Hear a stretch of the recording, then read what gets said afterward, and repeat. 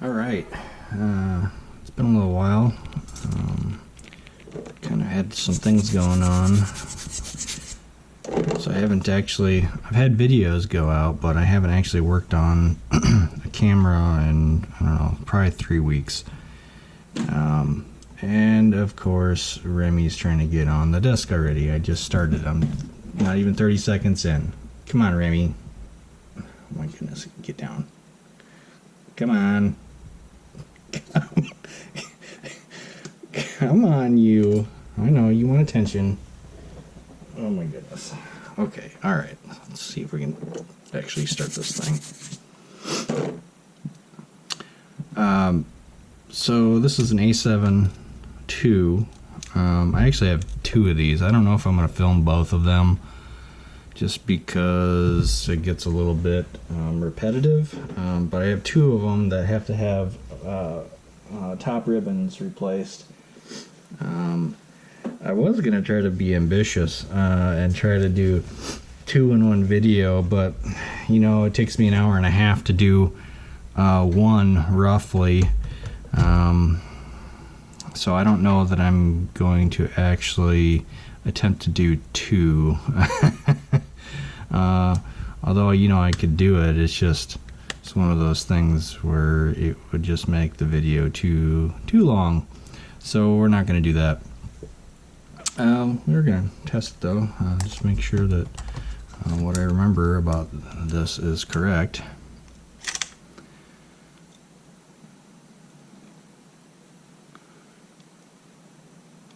Oh yeah, so the menu buttons doesn't work.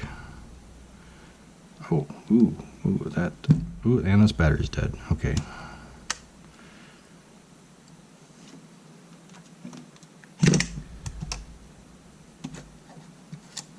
Let's get that one over here. This should be charged. That one should be charged.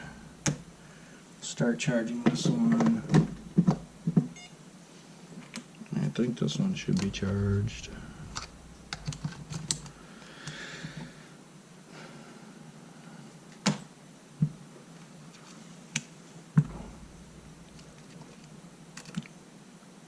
I'll have to see this left button. In the right one. Only the up and downs are really making the button feel. Yeah, nothing is happening here. So definitely have a top ribbon issue. Oof. A little dust in there.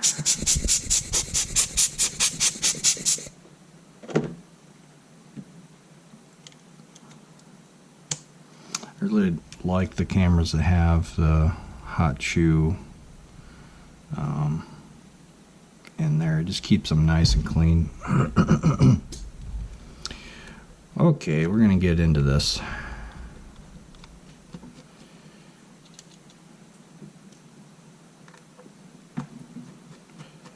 Should I do this like a tutorial style? I don't know. Maybe. I usually start with the either the eyepiece or the LCD panel, one of the two. These are all number 2s. I usually end up keeping these in the housing. It just makes things easier. Although sometimes when actually these screws are in fairly decent shape.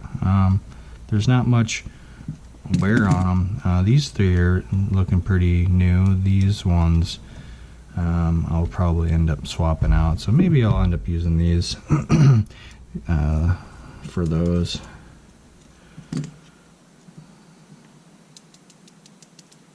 If they want to come out.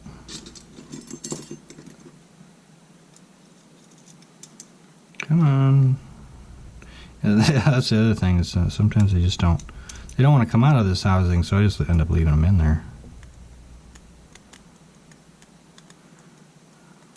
But they are easily accessible swap outs for the outer screws that I like to swap out, just because, you know, the cleaner face. Alright. move on to the LCD panel. A little bit of dust in this guy.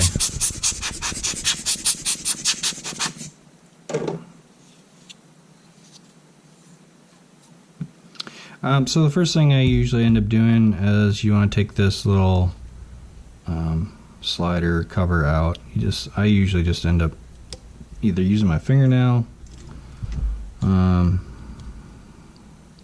or a small tool like this just to lift it up and push it back at the same time.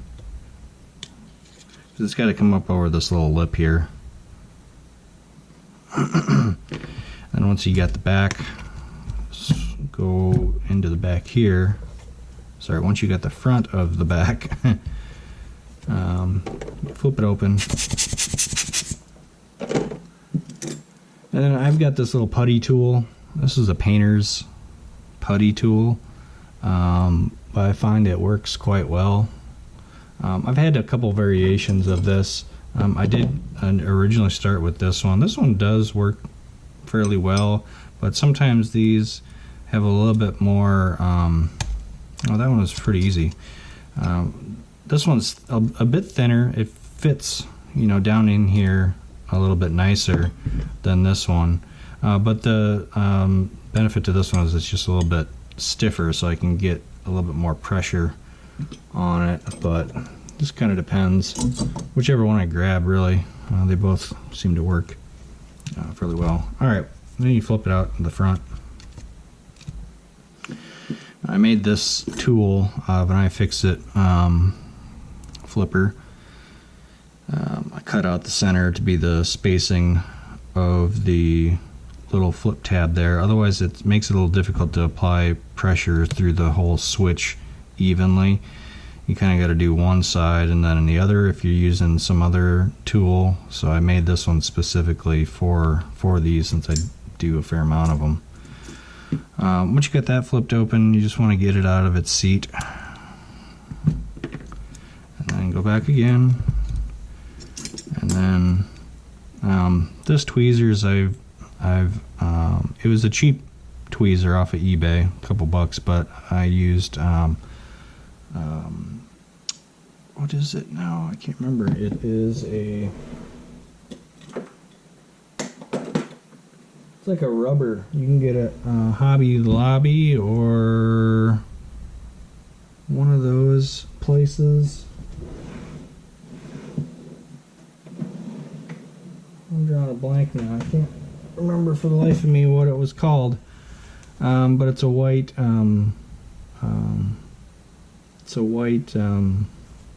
like goop that I think it's for like bead making or a tool. It's just in tools in general to give it a rubber grip, kind of how you would buy some of them. But a lot of the tweezers that you buy, they have a thicker plastic that's not very it's not very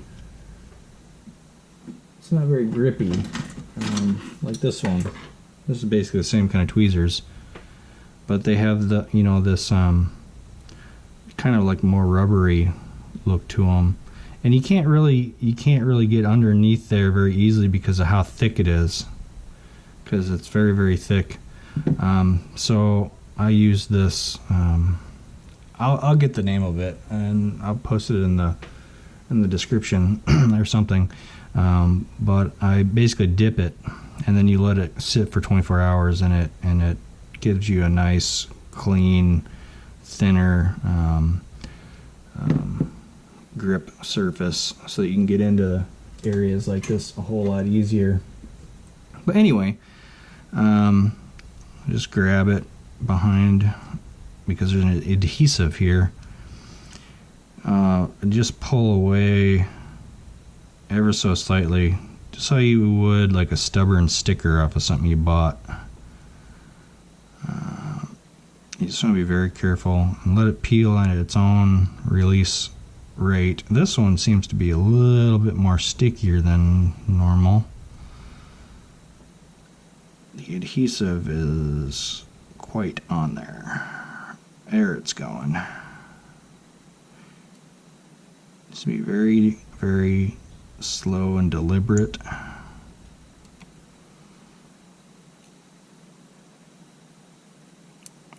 sometimes the adhesive sticks to the metal and you're peeling the ribbon off the adhesive. In this case, it didn't want to come off the ribbon, so I was actually peeling it off of the metal housing, which I believe is why it was a little bit more difficult on that pole. Okay, next thing, once you get those, you got the brackets here. These 4 screws are unique to the camera. I think, well, actually no, there's a couple that are used in the LCD panel, but these 4 screws are unique otherwise to the camera. So you just want to, I mean, they're easily identifiable if you got them in, you know, something like this that I use, but I just usually set them aside so that they don't get lost somewhere or whatever. Since this screw head's magnetic, sometimes you'll want to grab 1 screw and you'll grab 2, and then something can go flying. But anyway, you get the LCD panel off there. Now once you have it here, you're really into just the outside shell removal. I'm going to end up replacing this one. This one, this one. All right, well, more or less replacing, swapping out that one, that one, that one. These look okay-ish.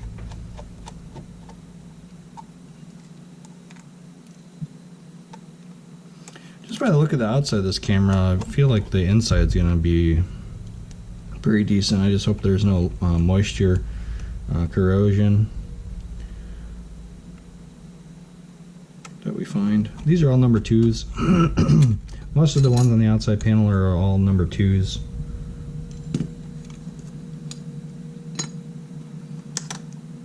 Yeah, let's take the battery out, huh? To get the door out, there's this little flip lever. You just pull it down. Now that locks in place so that the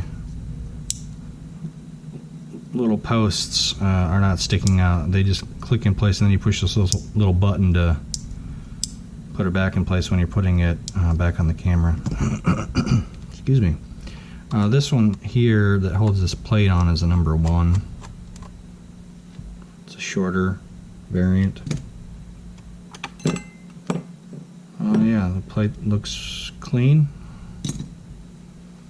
The underside interior looks clean.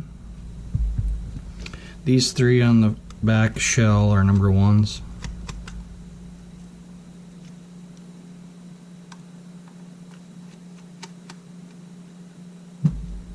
I don't remember if I have done an A7M2 Mark II tutorial, so that's why I figured maybe I'll do a tutorial version on this one. Sometimes I just like to get through them, but since I haven't done a video in a little while, might as well, I guess, maybe do a tutorial if someone's looking for this specific one. Even though the A7S2 and A7R2s are very, very, very similar, if you're just looking for one or the other and you don't know the difference, then maybe it's just beneficial to have one named tutorial for A7M2. Sometimes these ones, because of the IBIS the IBIS magnets, these get kind of stuck in place. This one is like notorious for getting stuck by the magnets or not wanting to come out, because the metal it screws into is about 3/4 down of the screw. So I usually just use a little neodymium magnet there to pull it out. When I'm having problems anyway. This one's a number 1. This is a shorter variant. That one, strong magnets in this one.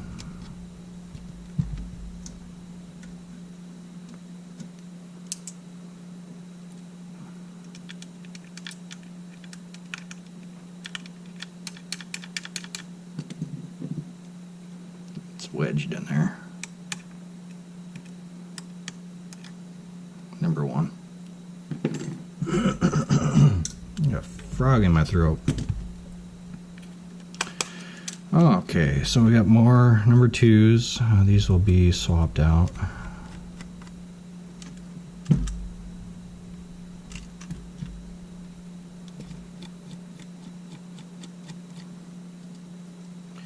yes, all of these actually have to come out because they hold in the top or the back case.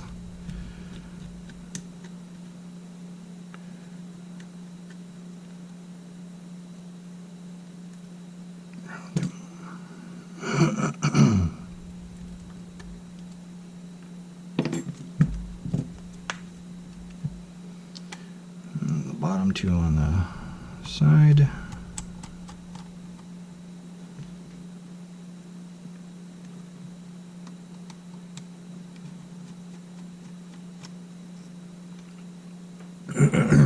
And then we've got the battery compartment area. On the A7M2s, this particular screw is unique to the camera, and it's unique to the A7S2 and A7R2s. It's a silver stainless screw that's only in this variant. I have no idea why, honestly. I have no idea why they chose to go with this particular screw and this upper rear location on the corner.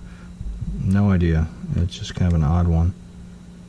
You might as well take this one out while you're at it. You're going to need it off anyway. Sometimes I forget to take that one out. That's just a number 2. It's a good one. Alright, so now the back panel should slide off here. You want to make sure that this is in the flipped down position, just for later when you're putting it back on. Sometimes this top shell here gets a little stuck in place. It can get a little gummy from you know, just skin, debris from your hands.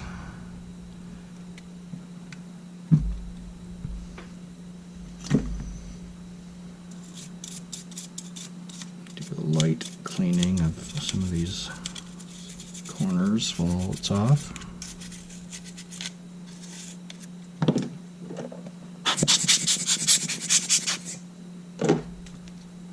This back panel is in good shape. Not a whole lot of dust or sand buildup in here. I'm going to anticipate that this has a lower shutter count. We'll see. Won't know for the video, but when I go to test it, we'll find out. Yeah, these buttons, there's something jammed underneath there. Just kind of flip this little tab up over this little ridge.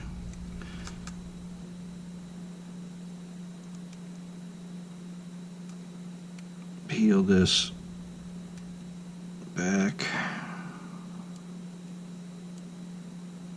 Yeah, the adhesives on this camera are quite strong.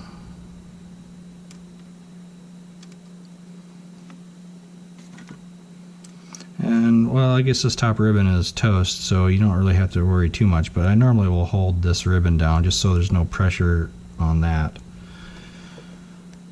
And yeah, there's no movement on the left and right side. Sometimes there's just a little bit of debris in there causing it,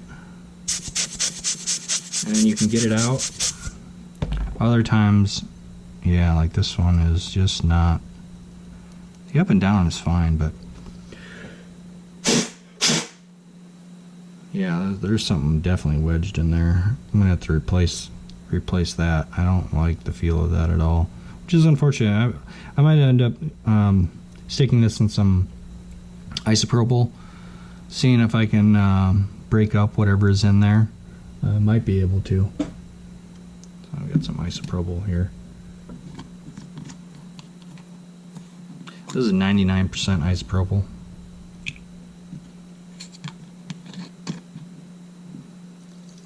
Just let that sit in there.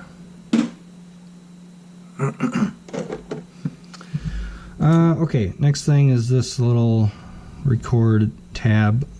You just kind of like pull it up, and then you'll pull it out once it's up. The A72 series has only 2 spots where it really holds this top ribbon in, so it's really easy to get this out, whereas in the A7s they had one on each corner, and there's a little bit of a sequence to it. But this one, you just pull it out this way and then you pull it up this way, and it's really quick.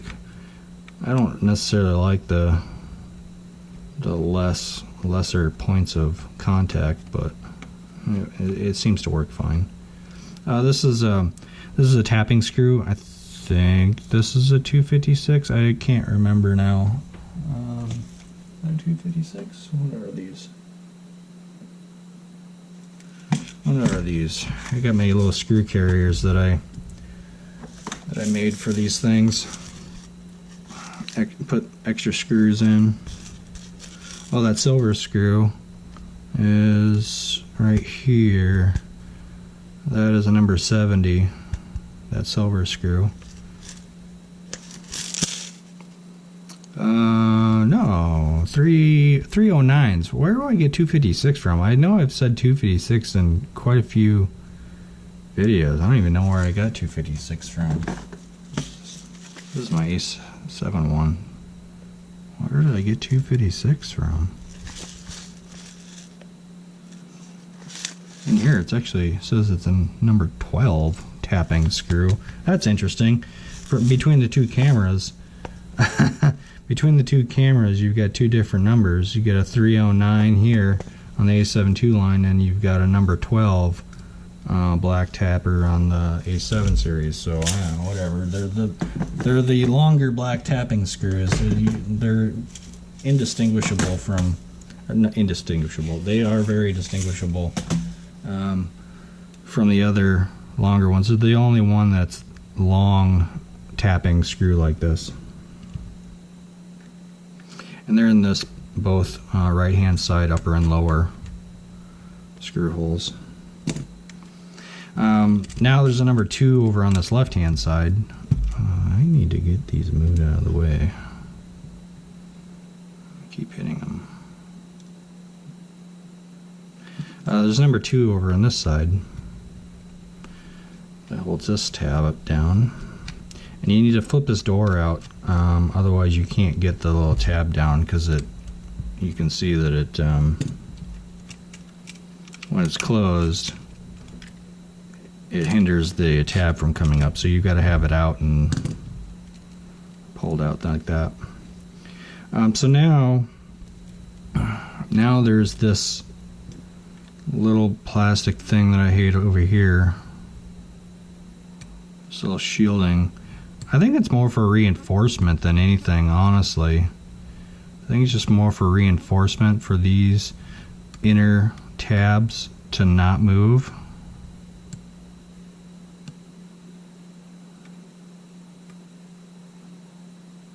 This is probably one of the most pain in the butt little pieces on the whole camera. Sometimes, well, majority of the time I won't even put it back in place. It's just that annoying. It's not really super needed, but it's probably there to keep this inner one from moving, even though that it's screwed down, but whatever. That one I'm not really concerned about. So then this shell should just come off. You can pull up with a whatever pry tool you're using. A lot of times I'll start right above this plastic in between the frame here and just twist a little bit. That usually will pop it straight out if it's a little stuck. And so far everything, like I was saying before, is pretty clean on here. I'm not seeing any moisture, liquid anywhere, at least so far. Okay, so now once we got that off, I'm going to grab this LCD ribbon out of here.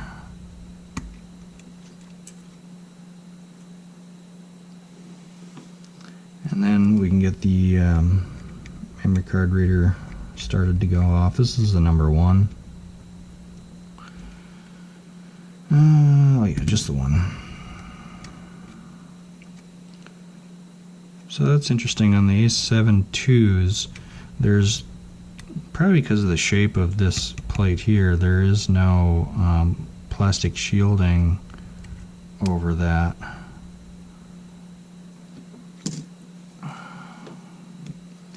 Once you got that off, you can take this other shield off. These are just going to be your, this is a number 1 set of screws here. Number 1s. 4 of them. Now there is, if I remember right, there is a heatsink pad that kind of adheres the this heatsink plate to some of the chips. So you just want to kind of be a little careful on how hard you pry up. Must be this one here. Just pry up ever so slowly. Oh, okay, no, I'm good. For a second I thought that one was attached, but no, it's not. Not yet. Okay, yeah.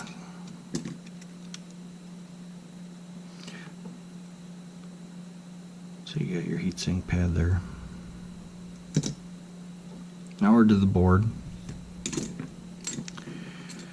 Now in order to do the top ribbon on this, you don't have to get down past the board or anything. The next thing really is going to take the EVF out.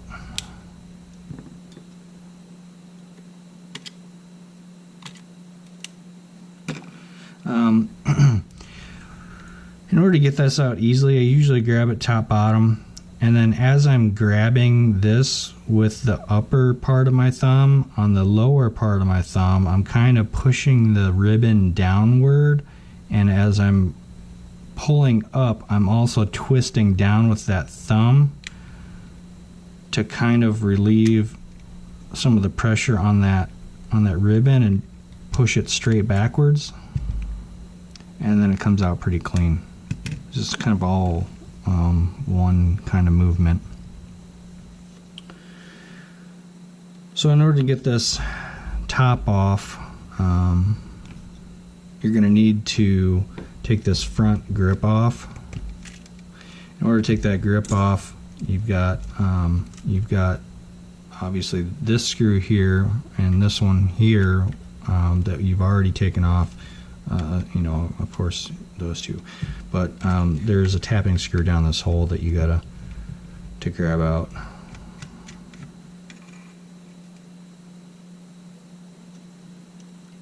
So once you have that, there is a ribbon under here. I usually just put my fingers on the back panel here and thumb and just kind of brace the top, and very, very gently push, pull, wiggle this off, because it can be stuck on there. And just be very careful, because you've got that ribbon right there that you need to detach. There is a post right here. You can't just pull it straight out. You've got to relieve the connection on that post. And then I usually take my tweezers and go as far in as I can to where the ribbon meets the what do we call it, and just pull it from as far to the base as you can, so that you're not putting your pressure anywhere else. Set that aside. Just kind of cleaning up the contact surfaces here. There was a little bit of stiction there, but not too much. It came out pretty clean.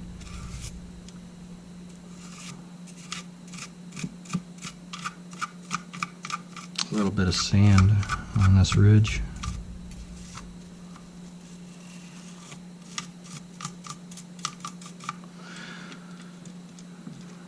Alright, with that off, you can now start to kind of disassemble the top parts.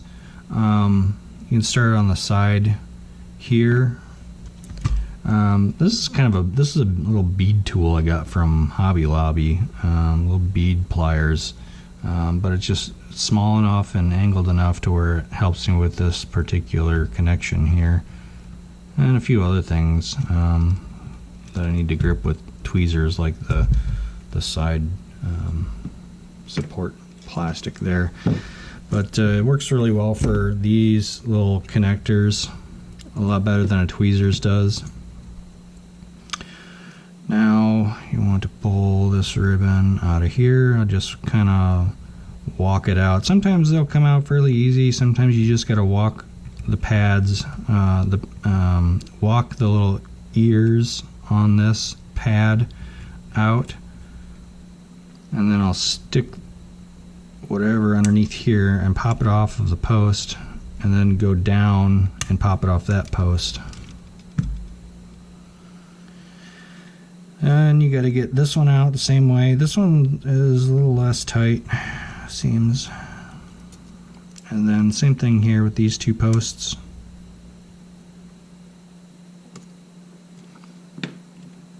Now the ribbons are undone. You can take the last two screws that hold in the top off. These are going to be in the number 2s for the A72s.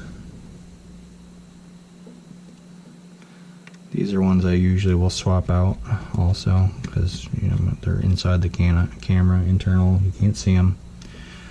All right, once you got those two screws out, just very carefully pop this off just to about this point, just like this, because then you got to flip it up.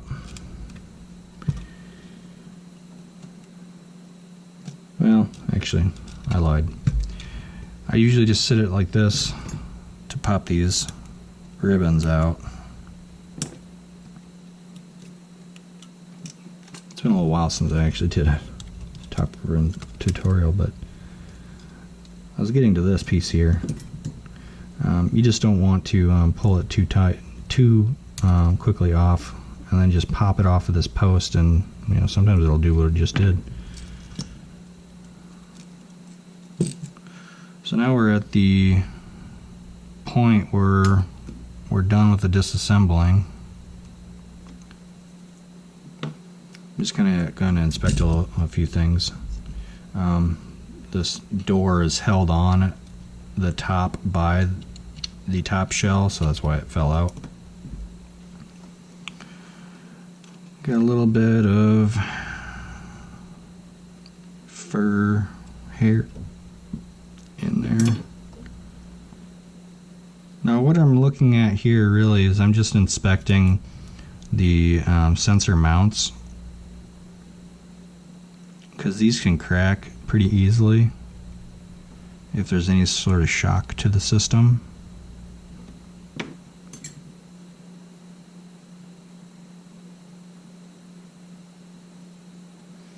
And also like to check to see that the IBIS is freely moving. Just kind of give it a little bump here and there, not too much. You don't want to mess around with it too much, but it's sandwiched in between two layers of magnets, and it's on a single ball bearing at 3 positions.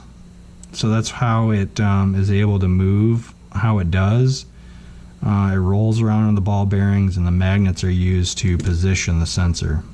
And also, when it's in cleaning mode, it will violently shake in a pattern to kind of shake off any debris. But yeah, everything looks really nice on this camera. There's no moisture to speak of in here. I don't see any corrosion. Once we fix this top ribbon, I'm betting it's going to have a really low shutter count. I don't even know if I looked at the sensor of this. Okay, yeah, it's fairly clean. It's got a little bit of dust and debris in there.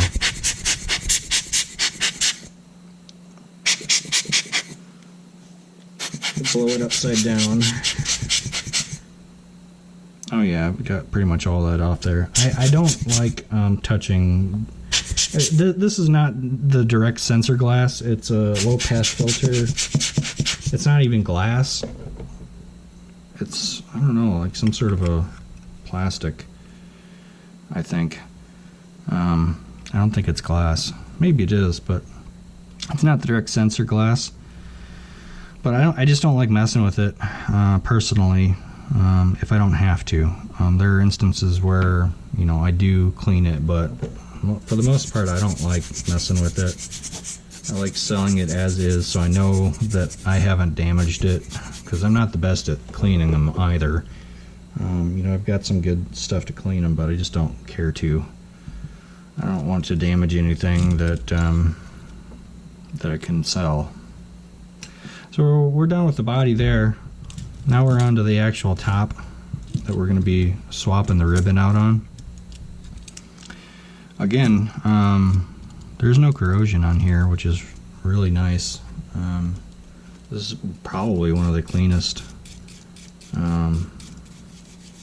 cameras I've seen in a while, as far as dust and debris and corrosion. A lot of times with these cameras, even though there's nothing visible anywhere else, these posts, they can get moisture collected on them very easily, because there's no real weatherproofing to these cameras. At least the A72 and the A71 lines, the first and second lines, there's really no protection for weather sealing. The only sort of foam that's even on this camera seems to be around here. There's a small strip of foam, but otherwise there's really nothing, which is kind of interesting. Alright, so to get this shelf out that we need to transplant this ribbon onto, these are just number 2s.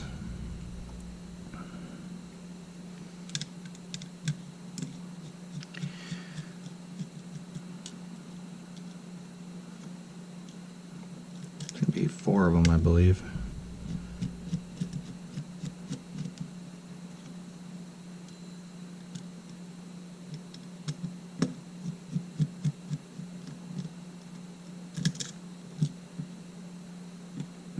So here, here, here, and here. And then we've got this little ribbon we've got to take out. Just take a set of tweezers and kind of set them on the outside of them and just kind of wiggle it down and out. And then once you have that, your shelf pretty much is going to come out. If I remember right.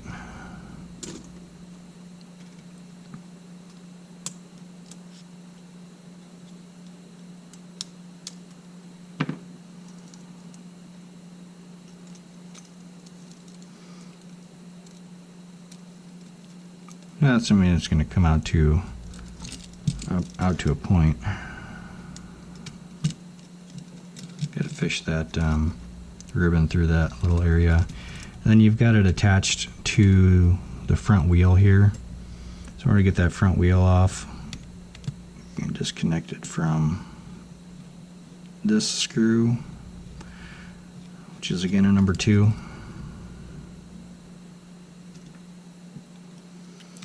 And I believe this one here too, which is a number 2. Yep, you can just pop the front off, or push on the front of it, and it should pop right out. To get this off, just unscrew these. Now these are a short tapping screw. I don't remember the number, but these are a short tapping screw that are used with a lot of these top components and wheels and dials. Take that shield off.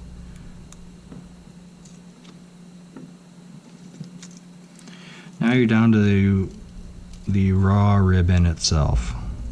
I'm going to take this off. I'm going to use it again. Okay, so this piece here, just kind of peel it back and off. I don't like to leave, yeah, you see it left behind that glue there. You don't want that to stay. You want to get that off.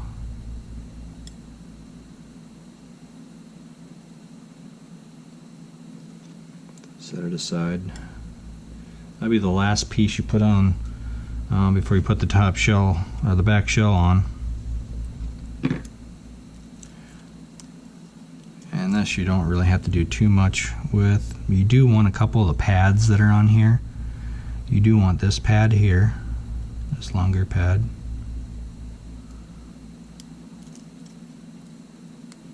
They don't sell these individually, so you kind of gotta reuse them.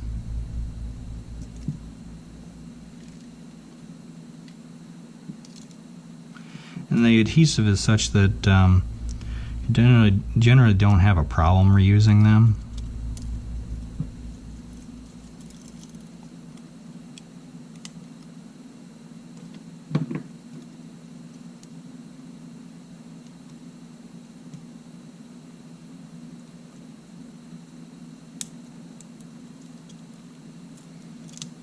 I do kind of save these ribbons.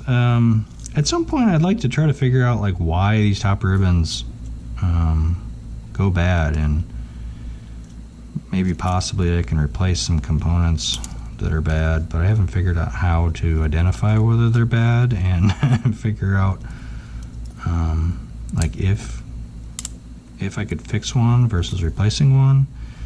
These top ribbons are, well, now they previously from China you could buy them for about 20 bucks a piece, but the since the tariffs, I don't buy them from China anymore. I have to buy them from a US source, which they're about $10 more expensive, so they're about 30 bucks a piece. Now you also want the pad off of this, but I'm gonna leave it on there for the moment until I get the other ribbon in here. So now you're left with the shelf, the plastic shelf.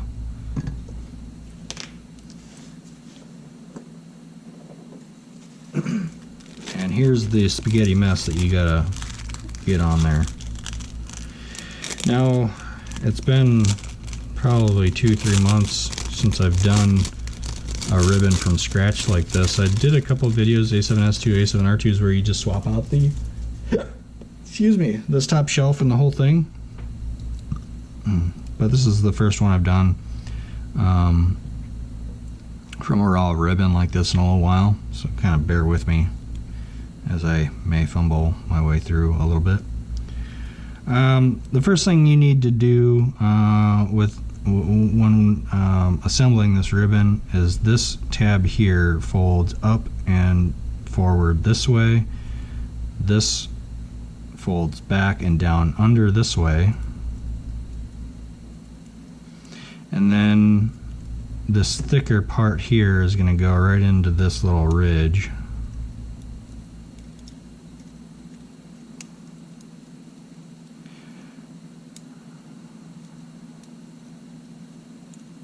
Kind of got to push it in place a little bit. Now there's a bunch of these little tabs. This one is going to fold up and forward also. But you want to get these little tabs in place. Got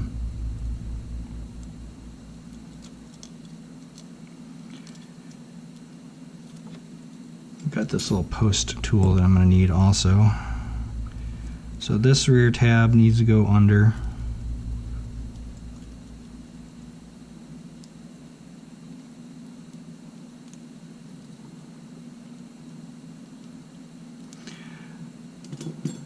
This tab needs to go under.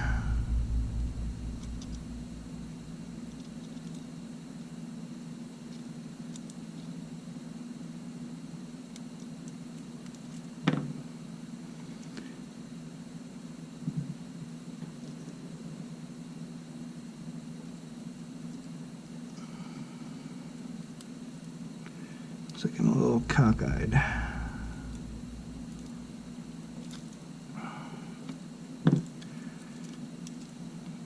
These things are a little bit of a bear. This ribbon here on the underside, this needs to have both of those posts. I don't know if it's easy to tell or see. These two posts have to be lined up.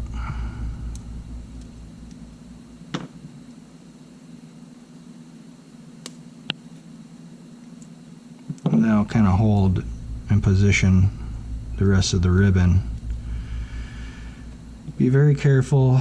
You need to get this ribbon underneath. And really, some of these you really want to get underneath the tabs before you poke them down in the post holes.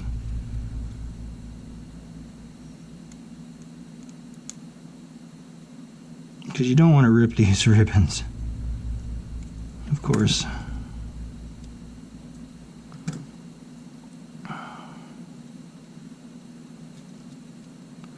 And that goes underneath the tab here, like that. Okay, let's just look at the position of the tabs and these ribbons. This one needs to go underneath, popped back out. Okay, pop that down. There we go. This is a watchmaking tool. Oop, it popped back out.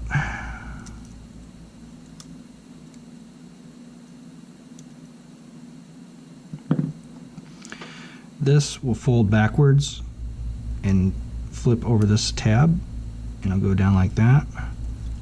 Once you have that kind of in place, it really is going to benefit you to get this adhesive off here and get this stuck down, because it will help hold the whole thing in place.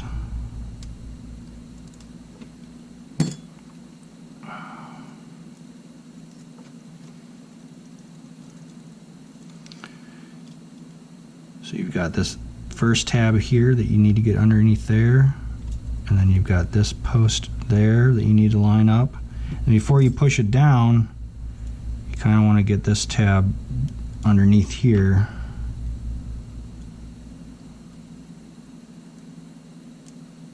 Just like that. And line up the post. And now you can put pressure to it. Now you can put pressure to it, and that should hold it. It should hold the whole kind of thing in place there.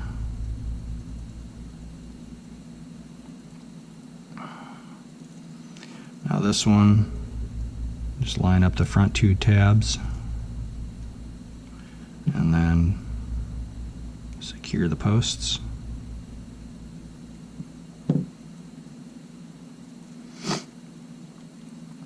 This adhesive,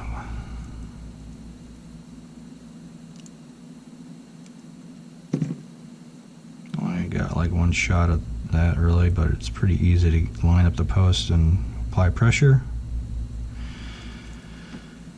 Okay, now a little bit of a tricky part here. You want to take that pad off and get this in place prior to messing with it.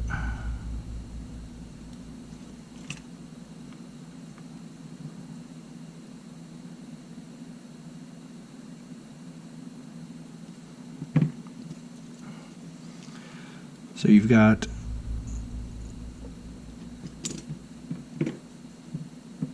this tab here you want to get lined up. Flip it over this way. Make sure this big tab is underneath here also. Now, kind of when it's in place here, you need to get this bent backwards, and you need to get this ribbon bent and shoved down in here. Now, this needs to be in place behind that pad, so you just kind of have to like push it down a little bit. And then what I'll usually do, be very, very careful here because I have actually broken this ribbon before. Just pull up a little bit there to pull up the slack.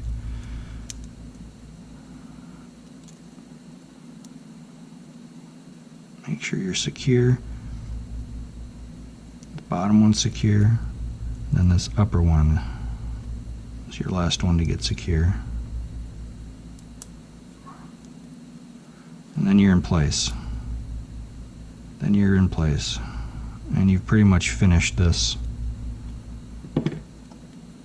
The difficult parts of this.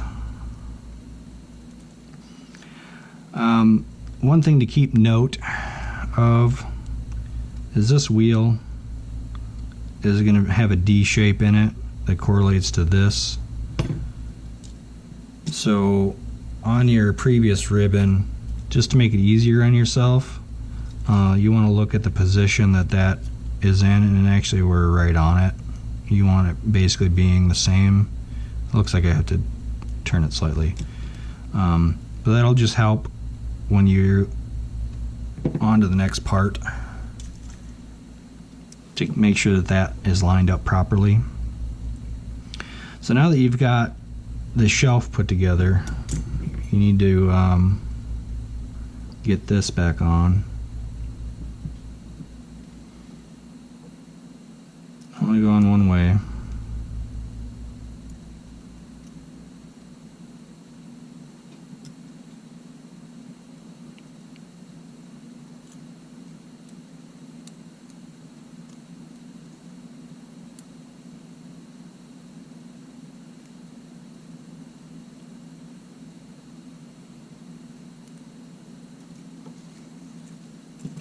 Of course, it's being stubborn.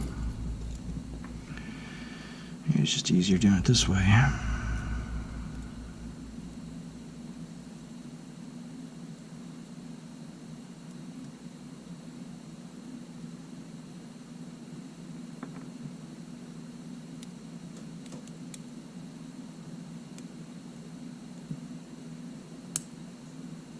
Okay, once you got it in place, put the center screw back in.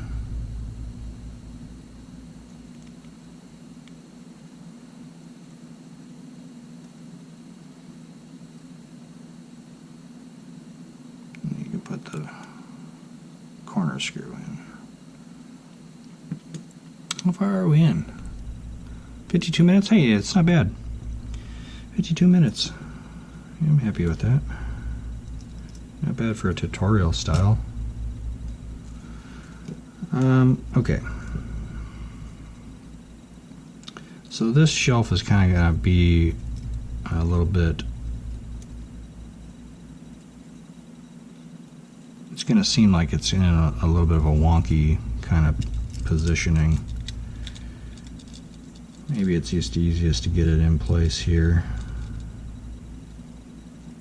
If I remember, yeah, okay, Jesus.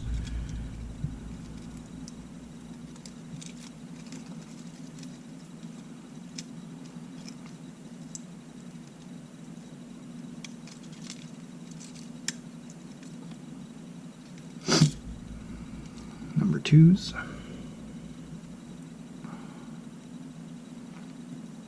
We're using some of these outer screws.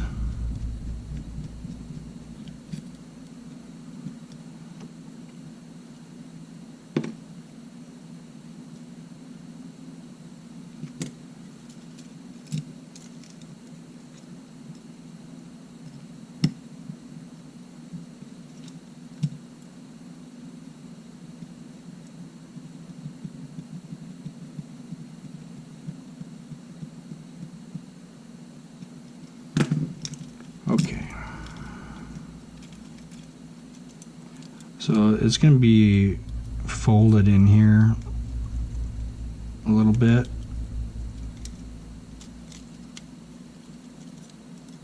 It's going to be folded from right to left. And kind of holding it in this position, you need to get this ribbon. Oh, you need to get this ribbon fixed. But then you've got to get this is really a finicky process, really. You've got to get this blue ribbon through the slot. Oh, yes, of course. Another one of the things I forget sometimes to do.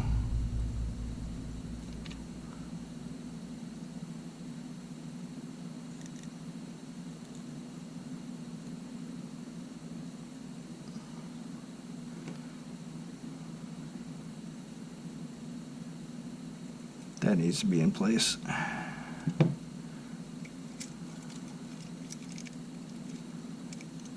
Oh, needs to be, I'm not sure, but alright, let's get this through here.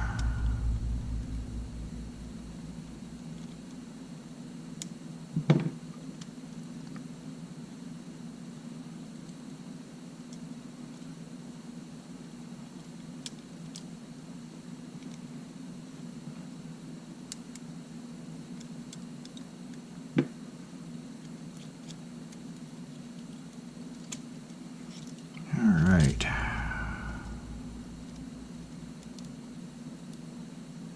This needs to be above. No, it needs to be below. That's right. So when you've got it to this point, you can kind of feel here, at least I can feel right now, that there's some give there, like there's some pressure that's needed to get it seated. Then that's because this isn't lined up properly. Usually you just need to spin this until you can get it to lock in place. There shouldn't be any pressure needed to get it in place. At least this shelf to keep it in place. And I've had it happen before where I've needed to tear apart an entire camera because this D-ring, D whatever post was not in place.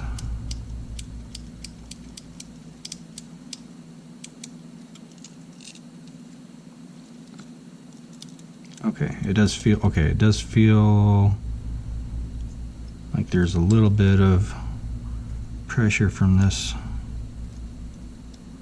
ribbon here that is causing it to not want to feel like it's fully seated, but it is now. There's no real spring back like there was before. Previously there was some pressure because of the wheel not being completely in place.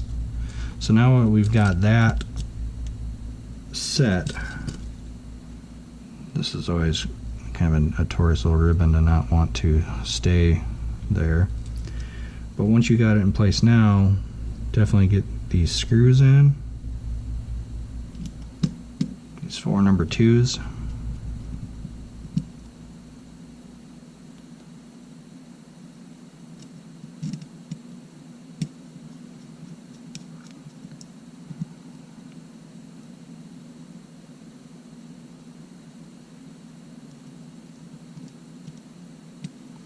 I like to put these back ones in first, just to make sure that there's no pressure on here, because it'll be kind of lifted up if this ring is not in place, and it gives it enough pressure to where if it isn't aligned, it should align by spinning the wheel.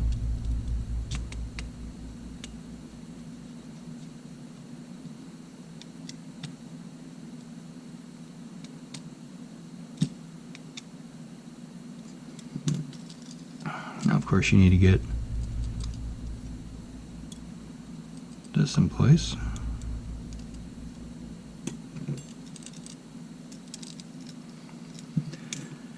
Now we're kind of on the home stretch. We're at reassembly stage now. So we're going to get our body back in place. Now the first thing you need to do when reassembling is you need to get this ribbon in place. Get that front ribbon in front of the main board. Seat these tabs up front and then secure the post. This one's a little loose, so I'm hoping that that's going to stay. It's not a very quality.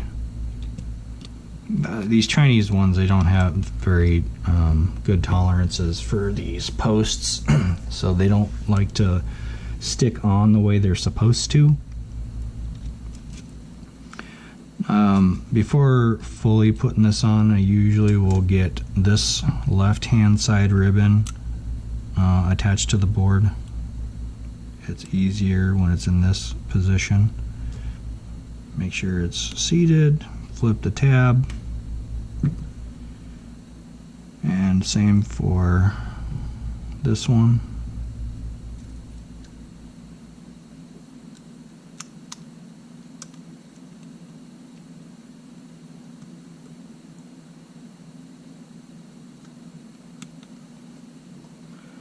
Looks straight. Okay, so now all the ribbons look to be in good position. We're going to take the top screws for the case and seat those. Sorry, before I do that, I always forget this side door. You need to put it in place and get it underneath the top shell case to hold it in place so that it doesn't pull out before you fully seat these. Little mental note things that I'm starting to remember procedure on, because I hate having to disassemble.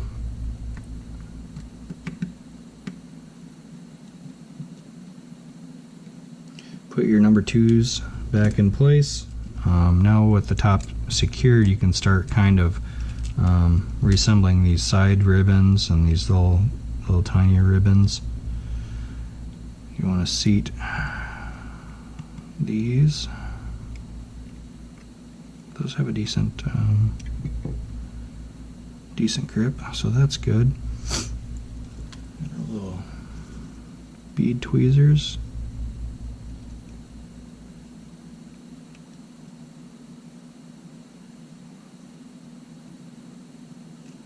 Ooh. Let's try the tweezers. Did I say bead tweezers? It should be bead pliers.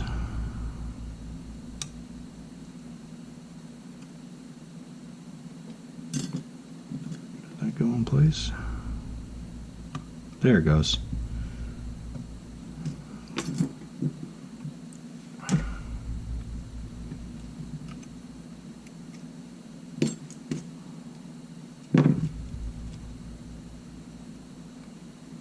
A lot of these ribbons, I'll just kind of like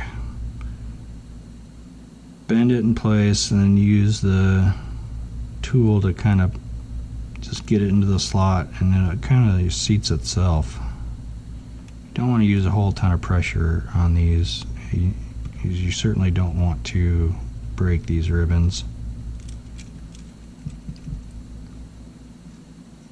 Alright, so flip this down. Seat the posts. This one's a little unique-ish because it's weird that it's such a long ribbon and then you just like have to pull back and seat it this way.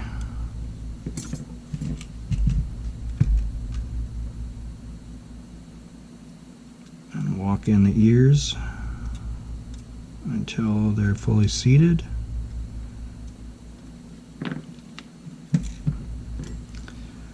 So now we've got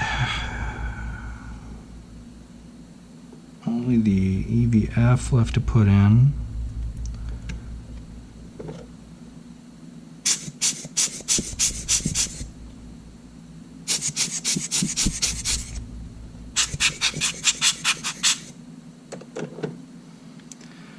So as I'm putting the EVF in, I'm using my thumb once again to kind of seat this ribbon. Now there's two little slots, so you can see this plastic here and this plastic here, these two earpieces. There's slots that, like, if you were to use this tool, if it was thin enough, you could slide it down in underneath the tab, right? So that's the idea with this ribbon, is that the ears on the left and right side, they need to go obviously in the seat, but they need to go underneath. Did you see that? Did you see how the ears went into the slot underneath this tab? right now it looks seated quite well. Usually like push down on these tabs. They really should have made these ears a little bit nicer to push on. But this looks like it's seated nicely. Yeah, okay, yeah. That looks really good. That looks really good. And then the power ribbon. I believe this is the power. And then you push this down to seat it. Alright, boys and girls.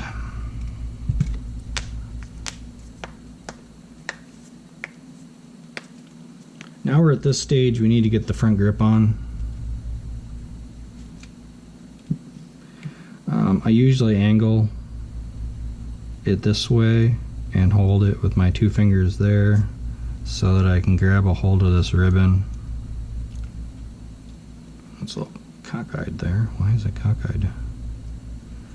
But I need to get this kind of gripped right about there. Tilt it backwards. Find the ribbon holder and then just slide it in there. Now it won't be quite all the way. Usually you won't be able to get it quite all the way, so use the flat end to kind of grab the ear and push it in the rest of the way.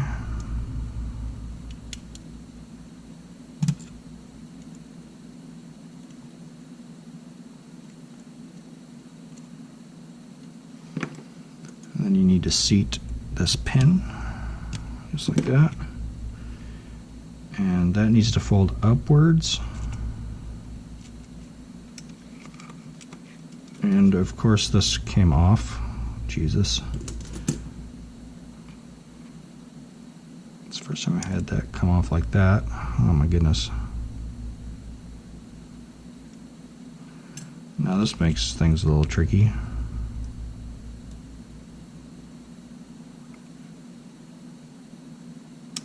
Ugh.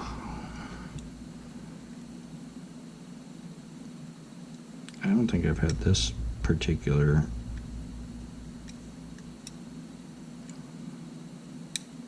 thing happen before. Hoping that I can get this on there without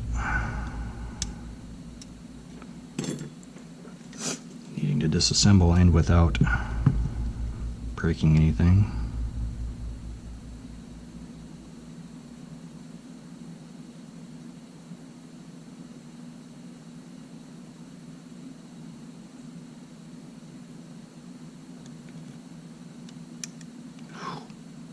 Jesus, that was tricky. Okay, now we're going to slide this back in here.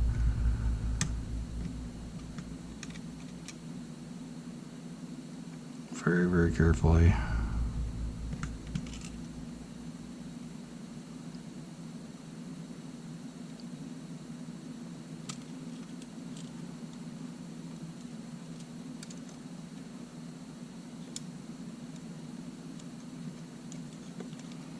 Why is this being a turd?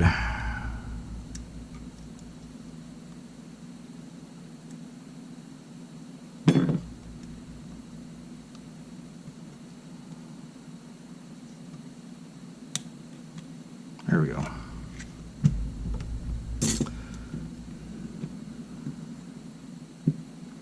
We're going to take our tapping screw, secure the front.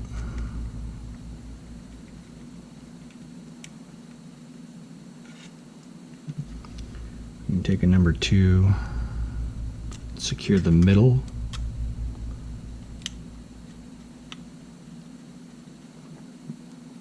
The middle interior battery compartment screw.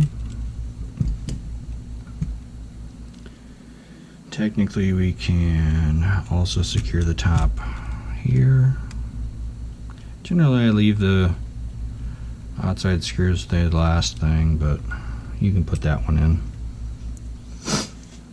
So now you're onto the plate, the heat sink plate. You want these two ribbons underneath the plate and this tab underneath this ribbon. So you're just going to slide that ear down there. This tab you need to have inside the case, straight down.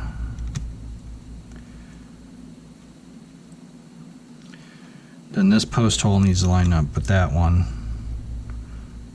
and then this post hole on the upper lined up with that one. Now these number ones, I usually will start with this upper right hand one so that it keeps the leverage from that in check.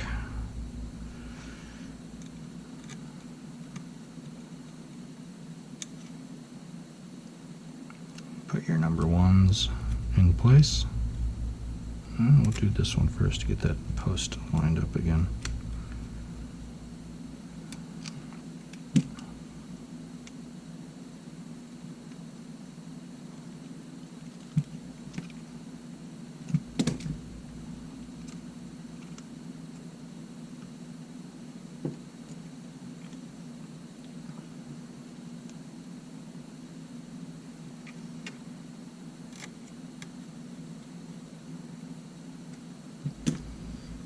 Alright, and we can move to the memory card reader.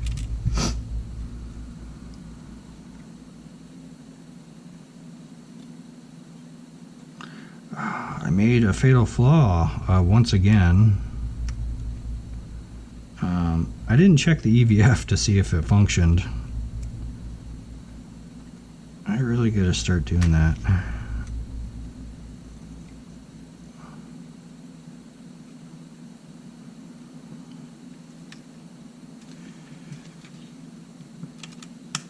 Because I tried to test it prior to putting the whole thing back together. Now this little tab has to be inside and in between the two pieces, the metal piece and the plastic outer shell.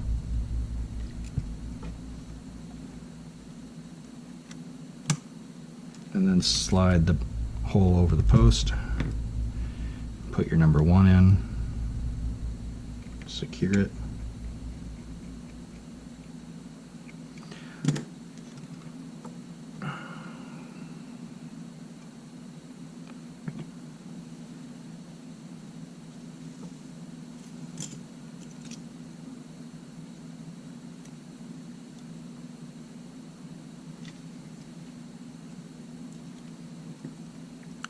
Get the LCD ribbon in place.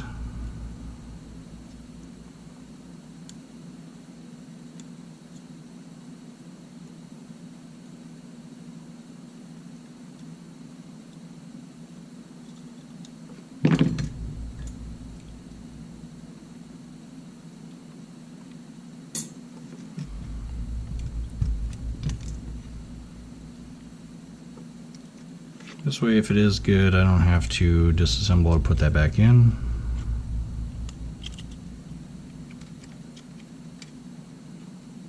And I suppose we also have to put our other record button shelf on there anyway. Open the door so that this can go back down.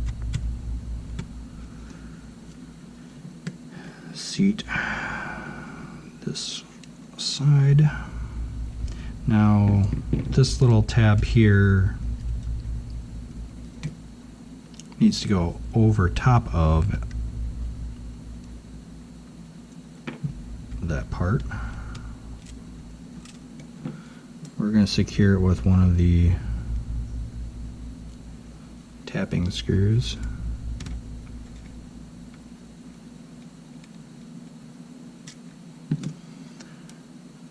The front ribbon in place.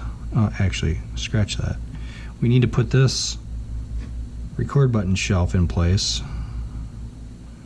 So you see the tabs here are going to go in that hole, and you can see how it's larger on the top. So you slide it in there, and then you push down to lock it in place. Now, this is where you're going to take the adhesive off of this.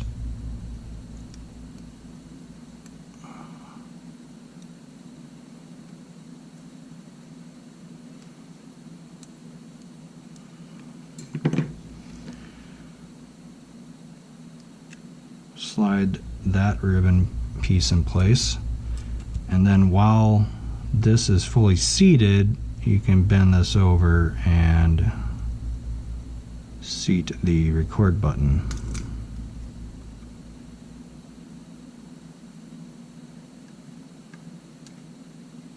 Get those two posts lined up, and then you can put pressure on it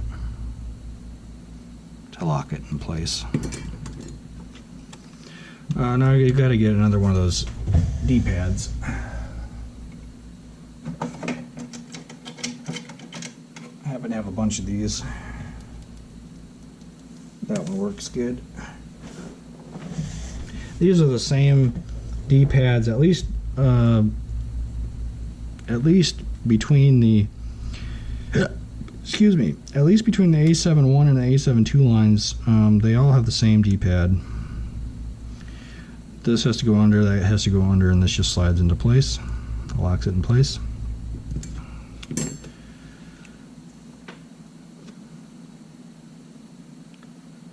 Seat our ribbon.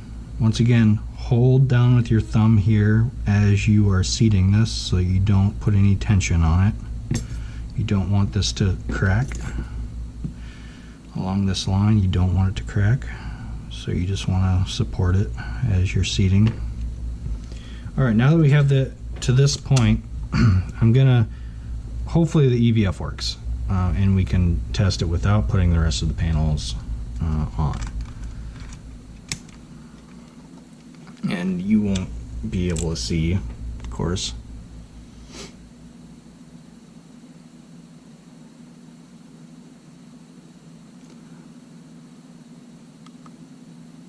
And wouldn't you know it, the EVF is not working.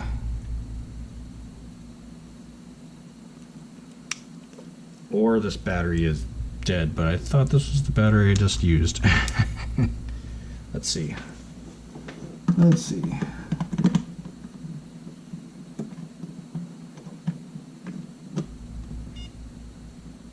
Yeah, that battery's good.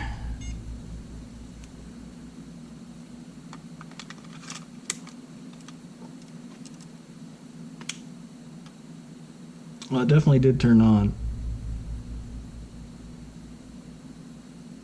Okay, so I'm gonna have to put the LCD panel in place because it looks like this one was, I couldn't change it anyway because the back buttons weren't working before this. I couldn't change it in the settings because I couldn't do anything in the settings. But we're just going to assemble it as if everything is completely 100% fine, because if it is fine, I don't want to have to come back in and do more work. So we put in the other tapper there. We're going to put in the number 2 to hold down this tab.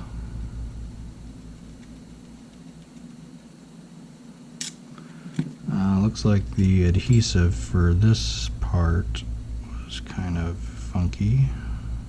Put that back down.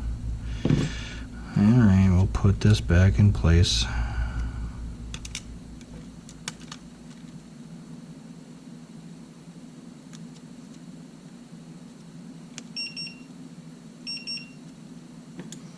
Battery's full.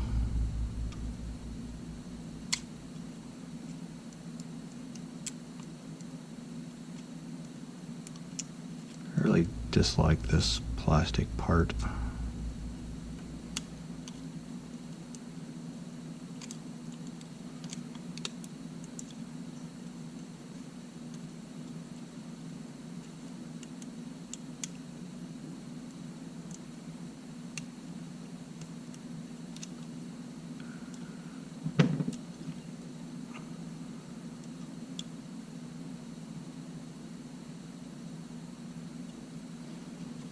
Alright, we got it in place.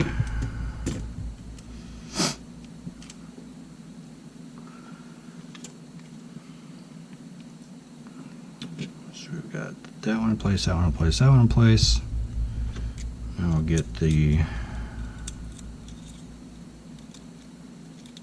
back panel in place.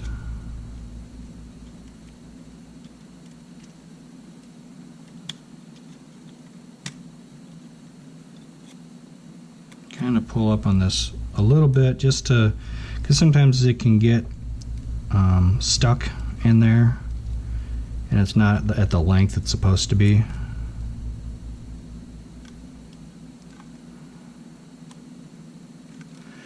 Why am I facing a little resistance here? There it goes.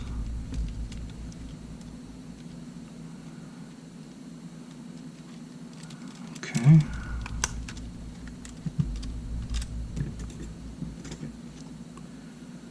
Go ahead and put at least a couple of these in place just to hold it.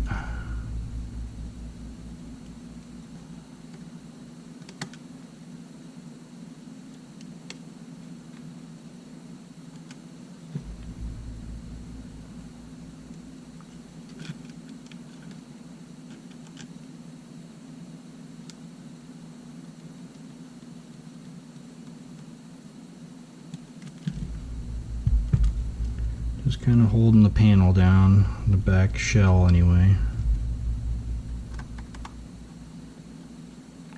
We don't want it moving. Okay, so the LCD panel, gotta get this bracket laid out. Oh, of course that's gonna be a sticky turd, huh?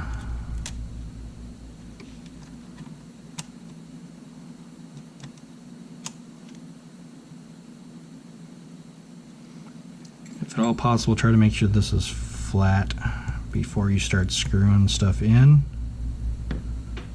because you don't want screws to strip or metal to bend.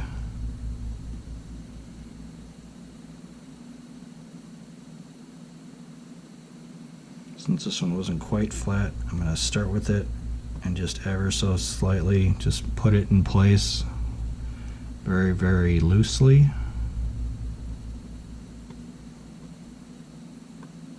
Just to where it's, you know, snuggish. Same thing now on the other side.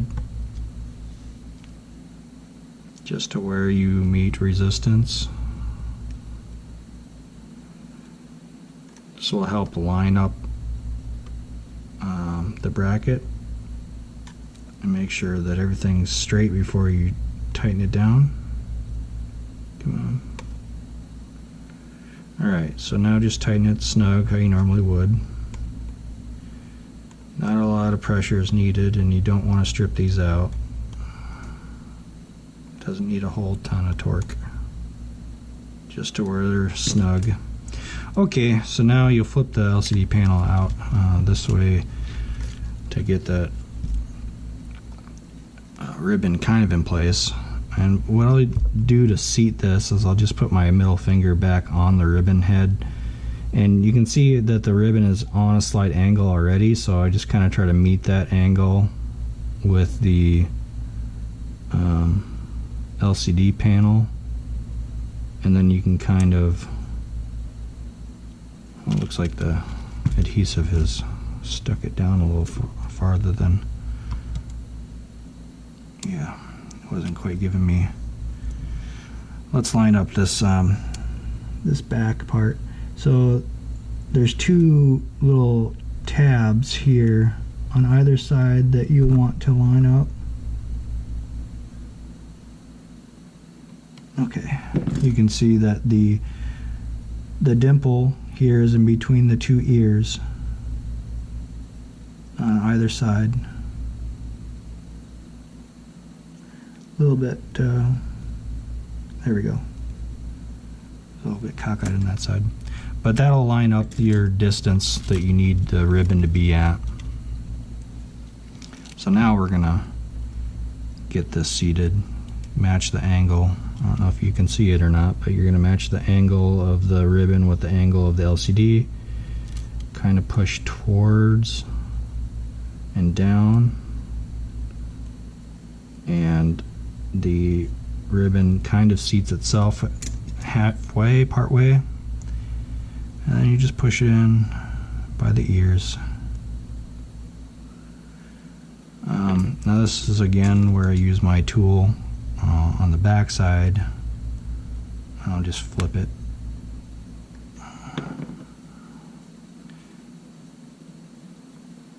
Make sure that this is evenly distributed pressure. Okay, so now that we got our panel on there, we're gonna try this again.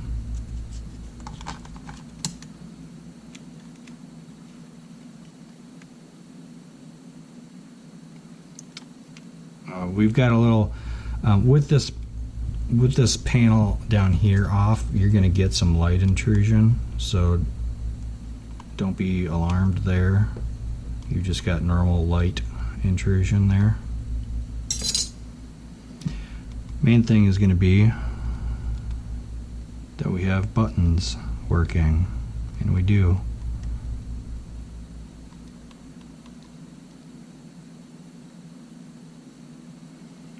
Now the first thing is we're going to find the monitor. Find your monitor. So see how it's set to monitor? So now our EVF should function. Let's test it. And it does. Our EVF functions. I have no idea if you can see that or not. Okay, there we go.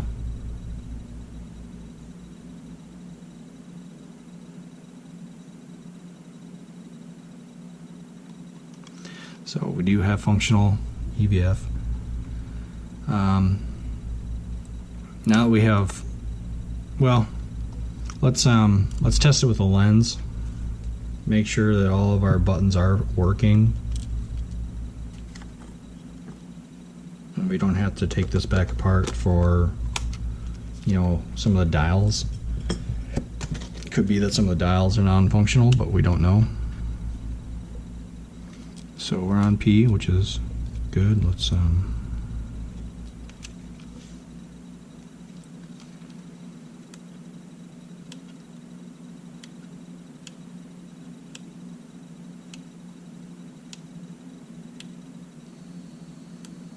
so all of this is functioning as intended for that wheel.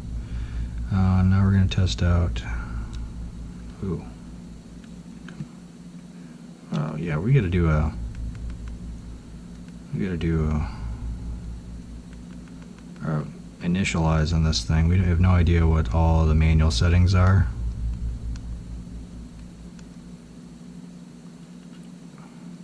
It's usually the first thing I do after I put a camera back together is initialize it. Since I'm testing out manual functions, I don't know what the functions were set at prior to me getting the camera. Let's see, I'm gonna do, yeah, might as well do date and time. This is filmed at October 7th.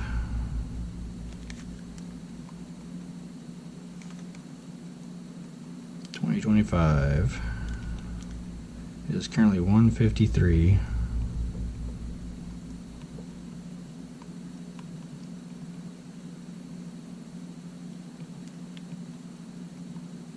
.54 p.m.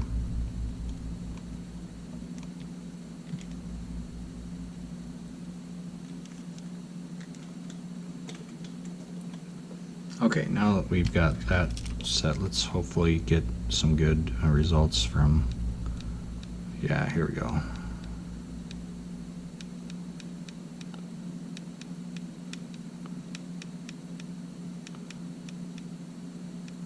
So that is functioning properly. And then the front wheel, I always do 4 steps or so because of the way the wheels are set up. In some cases you can roll in one direction and it will flip back and forth if there's something wrong with the ribbon.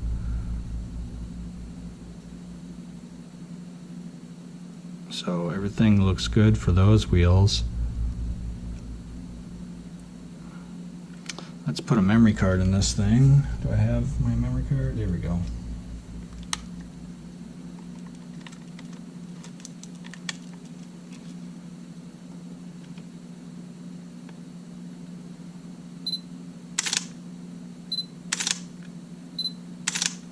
Yeah, everything looks good there.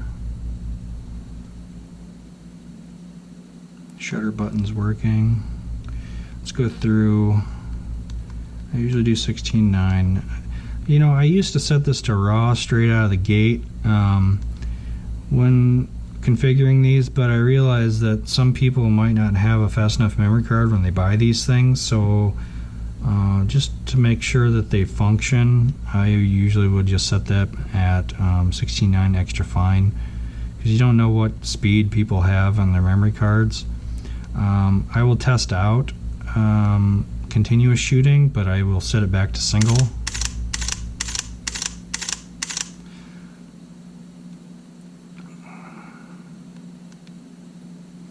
So we're good there. Single shot wide.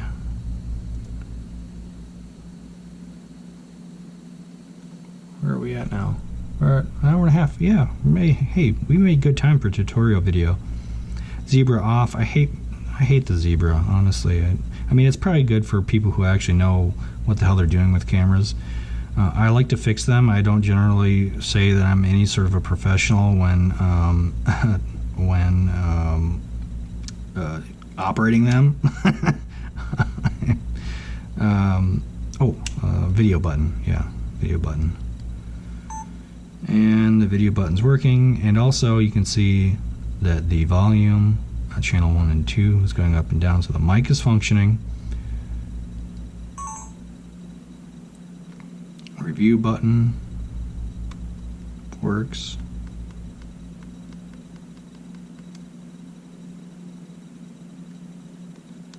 Ooh, the review button and the delete button don't seem to be working very well. They don't have a nice click to them, but it's not really super a big deal. So okay, everything is functioning, and we're just going to button this thing up.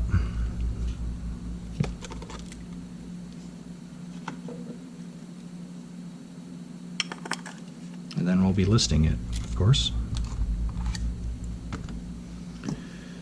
Well, let's not do that yet. I got to get this special weird whatever number screw in the upper corner here.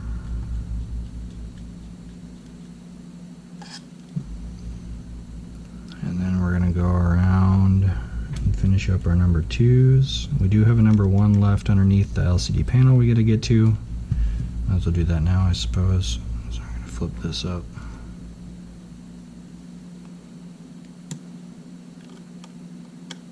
Fortunately, they allow that little window there, which is nice. Yes, we do got to get. Actually, I'll do that now. So put this back in place. Now these little legs have to go underneath these 2 holes, and this needs to go over top, so it kind of locks it in place. So make sure you get the bottoms seated first, and then you can put a little bit of pressure on the top. And sometimes you have to, okay, this one was fairly easy, so that one worked out quite well, but it's nice and seated there, it's not moving. And then I need to buy a couple sets of these, because sometimes they're missing when folks work on their cameras. Get that in place.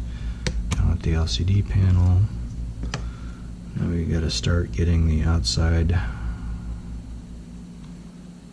screws in place. Get this plate in.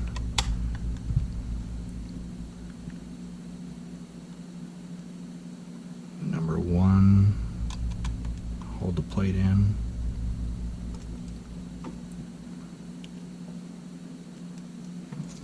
We'll get the serial number plate on there.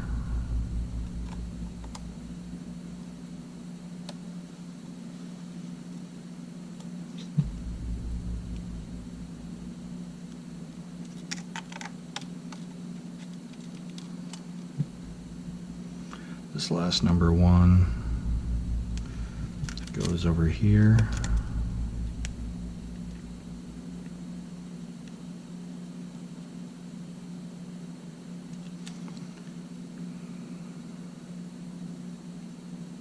Number 2.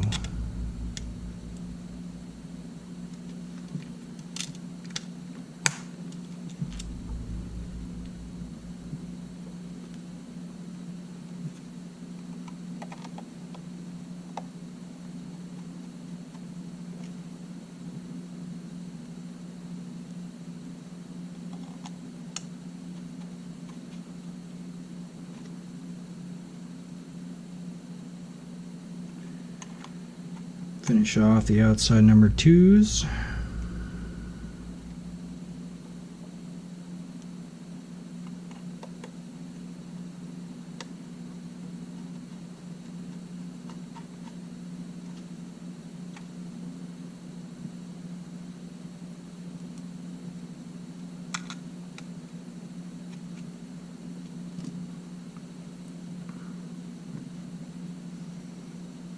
These are going to be for this guy here.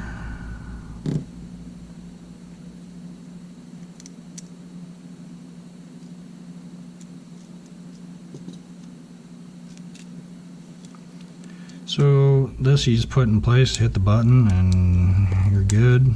Lock it.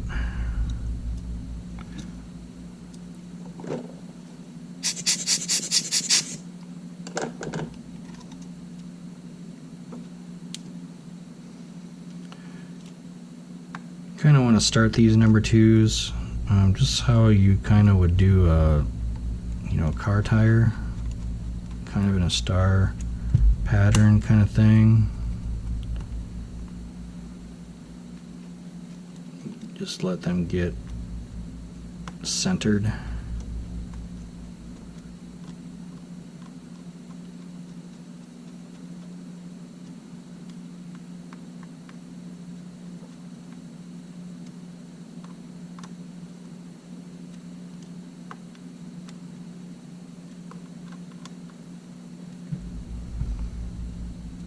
So this has a little notch in it, this wheel.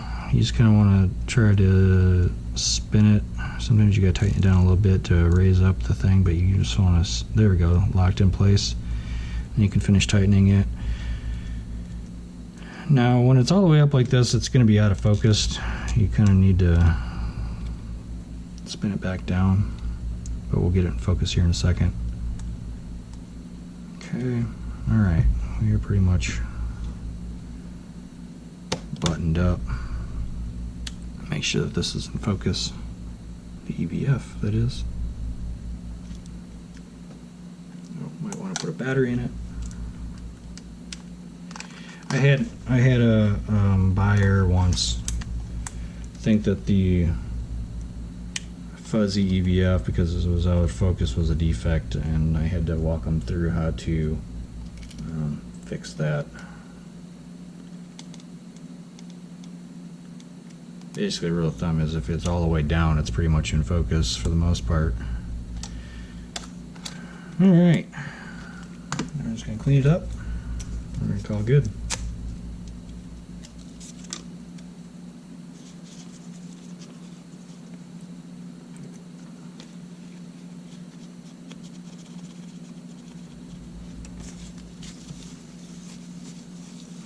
Yeah, this has got I mean, it's really clean. This LCD panel is really nice.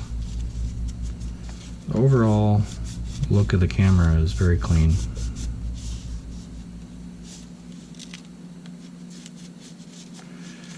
I'm really kind of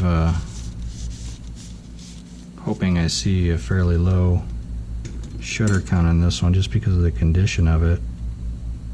The heck is that?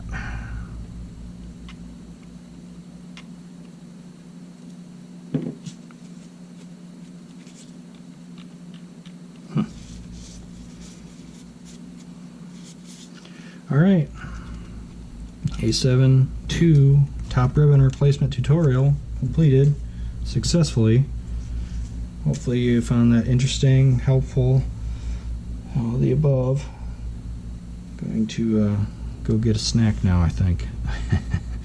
Alright guys, have a good weekend. Take care. Bye.